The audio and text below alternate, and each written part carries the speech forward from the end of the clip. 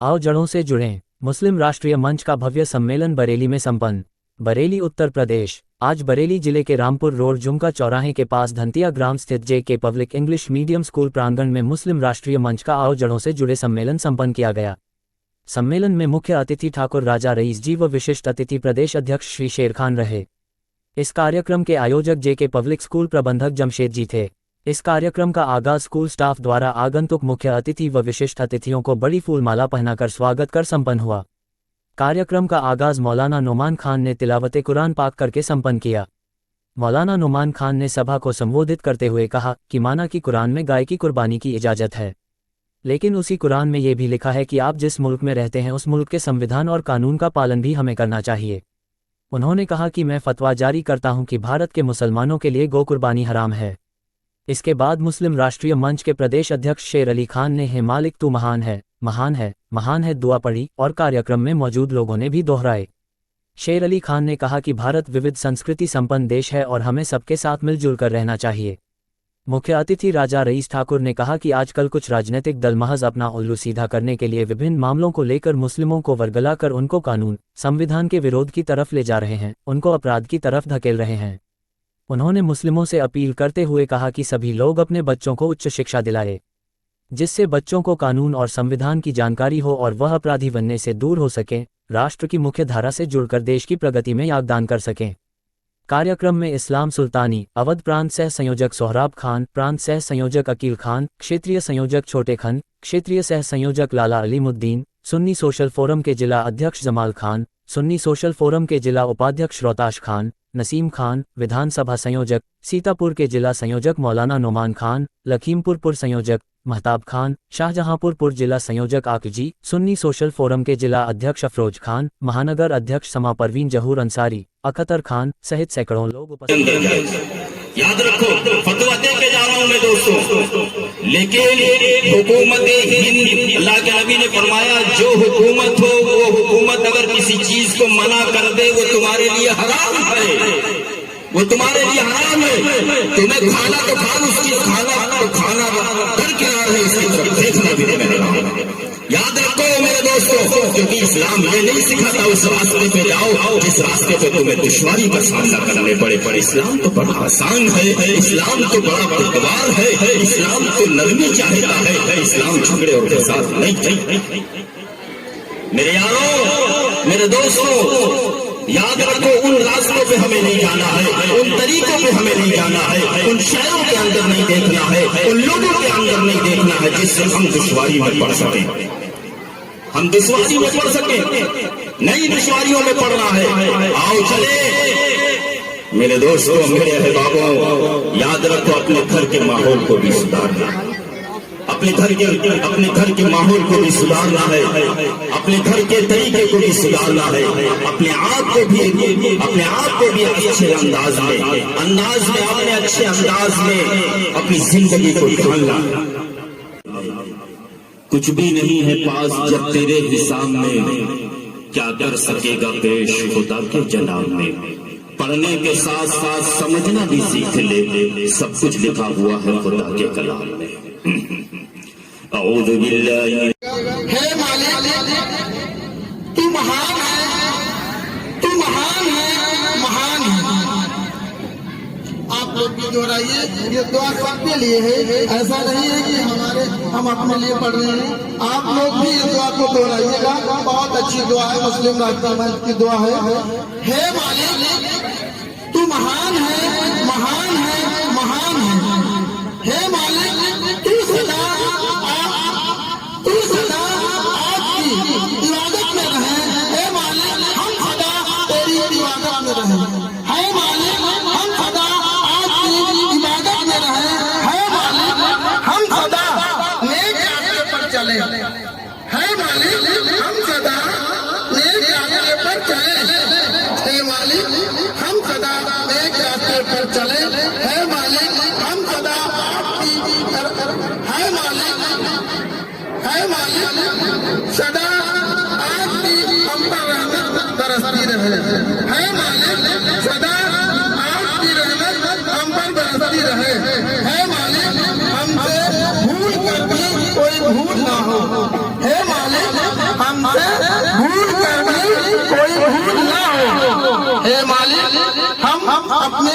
वतन, बुजुर्गों व तहजीब की इज्जत बढ़ाने वाले हों। हे मालिक, हम वतन की, बुजुर्गों की तहजीब इज्जत बढ़ाने वाले हों। हे मालिक, हम अपने ईमान वाले, मोहब्बत वाले, भाईचारे वाले हों। हे मालिक, हम अपने ईमान वाले, मोहब्बत वाले, भाईचारे वाले हों। शिक्षा, अगर शिक्षा की बात आएगी तो शिक्षा वो आजम खां वाली नहीं होनी चाहिए, मुख्तार की नहीं होना चाहिए, अतीक की नहीं होना चाहिए। शिक्षा सेकुलर होनी चाहिए। बच्चा स्कूल से पढ़ के निकलता है, अच्छी चीज है, माँ बाप लोन लेते हैं, कर्जा लेते हैं, पढ़ाते हैं, ठीक है, लेकिन इसके गारंटी, रोजमर्रा की गारंटी कौन लेगा, इस पे चिंता करना चाहिए विद्यालय को भी, ताकि मेरिट है, और सरकार को भी करना चाहिए। हम अपनी भी बात करते हैं, क्योंकि शिक्षा ही समाज और राष्ट्र में वैभवशाली के रूप में भागने का के रूप में काम करती है, इसलिए शिक्षा अनिवार्य। लेकिन तालीम जिंदगी के लिए, जिंदगी वतन के लिए कह रहे थे, आधी रोटी खाएंगे, बच्चों पढ़ाएंगे, एक मालिक एक खालिक, हम सब उसके मखलूक, कहने के लिए सब अच्छी चीजें हैं, लेकिन जो त्रुटियां हैं उनको सामने रखना चाहिए। अच्छी चीज है, शिक्षा लो आप, लेकिन बेस साथ भी साथ में अगर ले लोगे आप, तो कहीं ना कहीं हमारी बात का काउंटर भी करोगे आप, क्योंकि आपने कुरान पढ़ लिया, हदीस पढ़ ली, तो कोई एहसान नहीं किया, अपनी कुटिया में गेहूं भर लिया। और यदि आप बेस साथ पढ़ोगे तो आगे दुनिया दिखाई देगी। कहाँ से शुरू है भाई, हमारे महाराज मनु है, आपके आदम अलैहिस्सलाम है, एक ही चीज है, सनातन सत्य है, सत्य ही धर्म है, धर्म ही ब्रह्म है। यही काउंटर इस्लाम का है, इस्लाम सत्य है, सत्य ईमान है, ईमान ही मुकम्मल मुसलमान है। अब ये मुकम्मल कैसे होगा? मुकम्मल की गारंटी तो इंसान को देना होगा। जब कोई सरकार की कोई योजना आती है, कुछ होता है, तो सबसे पहले विरोध शुरू हो जाता है, क्योंकि कट्टरता की शिक्षा नहीं चाहिए। अभी संभल में हुआ, इस पर भी धैर्य रखना चाहिए। संभल की घटना निंदनीय है, ऐसा नहीं होना चाहिए, लेकिन धैर्य रखना चाहिए। इस पे धैर्य नहीं रखेंगे तो कहीं ना कहीं आप सामर्थ्यवान तो हो नहीं, नुकसान आप अपना कर लोगे। और शायद देश साथ सेकुलर शिक्षा आपकी होती तो आप देश की मुख्य धारा में होते, क्योंकि हुजूर सल्लल्लाहु अलैहि वसल्लम ने मजहब बनाया है धर्म, धर्म एक ही है, वो है सनातन। अब जब धर्म सनातन है, सनातन क्या कहा? क्योंकि सनातन और हिंदू तो सार्वभौमिक मार्ग भाव का उपदेश देता है, सभी से प्रेम करो, किसी से घृणा मत करो। हिंदू की शिक्षा यही, राष्ट्र पहले संप्रदाय बाद में। तो कहा कि इस कट्टरता आ रही है, ये नहीं होना चाहिए। राम राज आप लोग सुनते होंगे, राम राज पे कहानी याद आ गई, 1-2 मिनट लेंगे। राम राज जब भगवान का राम राज था, वो राम राज और आज के राम राज पे हल्का से आपको रोशनी दिखाने की कोशिश करेंगे। जब भगवान राम का राम राज था तो 2 ही मुकदमे आए, एक दीवानी का, एक फौजदारी का। फौजदारी का मुकदमा यह था कि एक कुत्ता सो रहा था और साधु जा रहा था, साधु ने डंडा मार दिया, कुत्ता रोने लगा। वो जा करके FIR लिखाता है और कहता है कि हमको साधु ने मारा।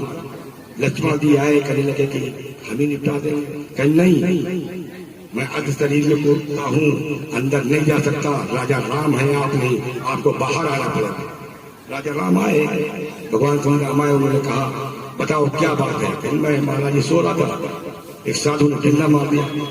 कहने ये तो गलत हुआ, बुलाओ साधु को। साधु बुलाया गया, जब साधु वो आया तो कहा आपने डंडा मारा, क्यों मारा? मैं सोच रहा था कहीं हमको काट न ले, वो तो सो रहा था, कहीं शंका हुई तो काट न ले, ऐसे काट देता।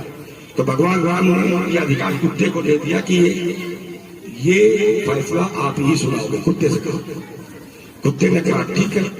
अयोध्या में वहां हाहाकार हुआ कि भगवान राम ने जो है कह दिया कि कुत्ता ही नहीं सुनाएगा, ये कैसा है, राजा तो राम है। तो कुत्ते ने कहा कि इनको द्वारकाधीश का मठ का मठाधीश महंत बनाया गया। अब वहां बड़े नाराज हुए, तो संत थे कि ये कैसे हो सकता है, भगवान राम बोलते कुत्ता कैसे दे दिया, और उसने प्रमोशन कर दिया। ये तो सजा हुई नहीं, तो प्रमोशन हुआ। तो भगवान राम ने कुत्ते से एक बात पूछी, जब याचिका पड़ी संतों ने डाला तो कुत्ते से पूछा कि तुमने ये सजा क्यों दी? ये तो सजा नहीं है, ये तो प्रमोशन है। तो उन्होंने कहा मैंने इसलिए दी कि उसी द्वारकाधीश मठ का मठाधीश था, महान था, और मैंने कुत्ते को मारा तो कुत्ता बना, इसलिए ये भी आगे जाके कुत्ता बना। ये था राम राज। दूसरी सुनिए, ये तो फौजदारी हो गया। दूसरा दिवाली का मुकदमा है। दिवाली में एक कौवा गिद्ध कहीं गया हुआ था, कौवा जा करके अपनी उसकी कोठरी के ऊपर आसन ले लिया। जब गिद्ध आया तो देखे कौवे को कब्जा है, वो जा करके FIR कराता है कौवा, और जा करके वो भी न्याय मांगता है। भगवान राम ने कहा कि इसमें कितने दिन से रह रहे हो? उसने कहा आदि काल रात काल, आज आदि काल से मैं रह रहा हूँ, मेरे पुरखे रहते थे। तो उन्होंने कहा गवाही है, कोई है? ले आया 4-5 तो 4-5 हजार, सबने गवाही दे दी। उसके बाद गिद्ध से कहा तुम्हारी कोई गवाही है? कहीं मैं मां मच्छे भार करने वाला, मैं गवाही कहाँ से लाऊंगा? मैं तो अकेले हूँ, मेरे बाबा रहते थे और उसके बाद पिताजी रहे, तो मैं रह रहा हूँ कहीं 300 वर्षों से है।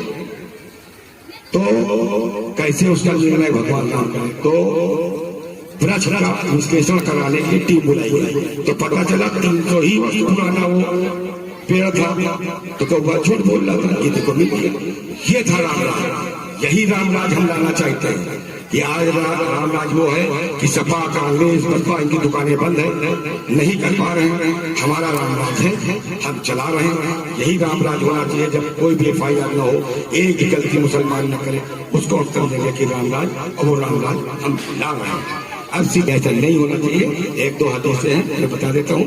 हुजूर सल्लल्लाहु अलैहि वसल्लम ने कहा कि ऐ मोमिनो, जर्रे जर्रे में फैलो, कहीं कहीं तुम्हारी हुकूमत नहीं होगी, लेकिन वहां के हाकिमों का हुक्म मानना होगा। और जब उसको नहीं तुम मानते हो तो हुजूर सल्लल्लाहु अलैहि वसल्लम की शान में गुस्ताखी करते हो। उन्होंने मुस्लिम कौम को जगाने के लिए जगह जगह आग्रह किया, हदीस दी, खुतबे दिए, क्योंकि हुजूर सल्लल्लाहु अलैहि वसल्लम राजनीतिक नहीं थे, सामाजिक थे। और सामाजिक समझता कि हम तो समझते प्रथम माप वही होंगे, लेकिन ऐसा नहीं होना चाहिए। वक्त इस समय चल रहा है, आप बताइए। मैं बरेली पूछता हूँ, क्या वक्त के लोगों ने किसी 5 विधवा महिलाओं को जो वृद्धावस्था में हो या उनको कहीं एक विश्वा जमीन दिया किसी को, या इस गांव को दिया? नहीं दिया। लेकिन मोदी सरकार एक टाउनशिप पे 2-2 हजार मकान मुसलमानों को दे रही है। ना आप नोट कर लो, आजम मुबारकपुर है। तो वक्त तो हम कर रहे हैं, और जिनके पास वक्त है वो कुछ नहीं कर रहे, सिर्फ जलानी। भू माफिया से बड़े माफिया आएंगे। इसलिए वक्त का भी हम जो है खंडन करते हैं। वक्त को संशोधन हो रहा, उसको होना चाहिए। और वक्त के पास देखिए कितनी बड़ी चीज थी, इतनी बड़ी ताकत दी गई वक्त को, इतनी बड़ी ताकत दी गई, कितनी ताकत किसी पास थी नहीं। अब सेक्शन 4 में उसने कहा कि जा करके, और हमने कहा कि रामलाल का मकान हमारा है, और रामलाल को पता ही नहीं। और वक्त की टीम वहां पहुंची, कहा ये मकान तो हमारा है। तो DM के पास जाएगा ना, DM कुछ कर ही नहीं सकता। तो सीधे सीधे तरीका नहीं। तो इसे देश में रोजा नमाज से चलेगा ना पूजा पाठ से चलेगा? देश चलेगा संविधान देकर, संविधान दिवस। इसलिए आप लोगों को संविधान का भी बहुत बहुत बधाई, और प्रत्येक मुसलमान को संविधान का रखना चाहिए ताकि जानकारी हो। इसे संविधान को ही मानना होगा। धर्म तो मजहब तो अपना है, एक रास्ता दिखाता है। कुछ लोग गलत रास्ता पकड़ लेते हैं और कुछ लोग सही चुनते हैं। जो सही चुनते हैं वो इंसान से फरिश्ते बनते हैं, फरिश्ते से देवता बनते हैं, देवता से उनकी जयंतियां मनाई जाती हैं। अब तय करो कि हम सामर्थ्यवान कैसे बने, कैसे जयंती मनाई जाएगी, हम प्रोत्साहित कैसे बने, कैसे लक्ष्मी दासी बनेगी। ये सोचनी विचार है, ये बनना चाहिए।